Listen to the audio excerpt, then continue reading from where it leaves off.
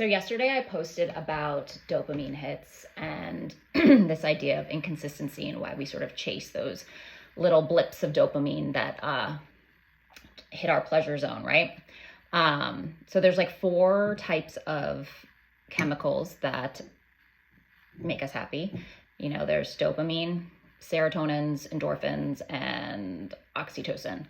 And they're released at different times, but when we are in any relationship that is inconsistent and we get these little hits, we're like so excited about them that we tend to forget that prior to that little hit of dopamine, there was a big low, cortisol, everything else, and your body was dysregulated. And when you have that out of control, not good feeling, we tend to forget about that once we get the dopamine hit. And these are the relationships that I was talking about yesterday when I was saying how to be aware of any relationship that's sort of in the way of you healing.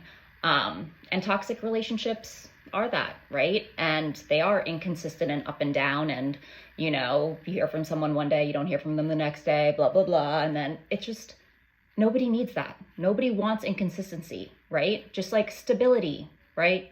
Be stable, be secure. That's what women want. That's what men want. Ultimately, maybe you haven't figured that out yet, but ultimately that's what everybody wants. Stable connections that are real and authentic and loving and caring and nurturing and help us grow and evolve. That's what we all want. So, with these dopamine hits, we're going after them in these toxic relationships. And one thing I want to say about toxic relationships is that it doesn't mean that you're toxic. It doesn't mean that the other person is toxic. It can mean that you can both be toxic. One or the other could be toxic. Neither of you could be toxic. The point is that when you are together, that is where the toxic happens. That's where the repeated cycles, the highs and lows that like continuously go around, that fucking crazy freaking, what are they called?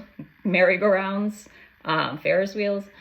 That is where we like have to pay attention to our dopamine hits, because that is not what we want. We want consistent dopamine hits across the board. We don't want any bullshit highs and lows. And I think it's really important to be aware of that. If you are in a situation where it is hot and cold and you know, you don't know where you really stand, you're walking on eggshells, whatever it is, get out of it. Or at least communicate that you're feeling that way and see if it can change. But like, we don't have time for that. We don't have time for inconsistency. We don't have time for little baby hits, right, of dopamine. We want consistency. And when the problem is that we tend to neglect the lows and accept the highs. And who is that serving, right?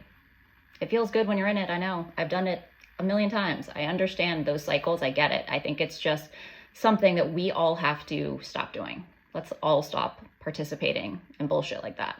Nobody needs it. Nobody has time for it. And yeah, let's all be like mature adults. Sounds like a plan. Have a good one.